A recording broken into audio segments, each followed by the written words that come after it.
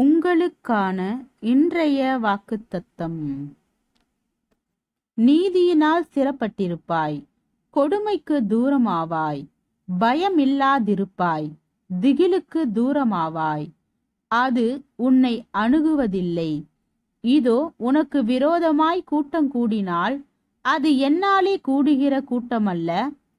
எவர்கள் உனக்கு விரோதமாய் கூடுகிறார்களோ அவர்கள் உன் பட்சத்தில் வருவார்கள். இதோ கரி நெருப்பை ஊதி தன் கிரியைக்கான ஆயுதத்தை உண்டு பண்ணுகிற கொல்லனையும் நான் சிருஷ்டித்தேன்.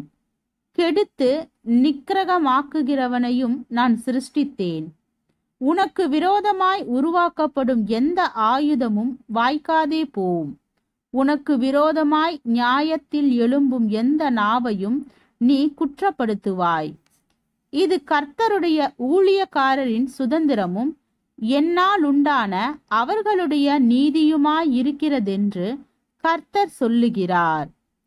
ஏசாயா 54 அதிகாரம் வசனம் 14 முதல் 17 வரை.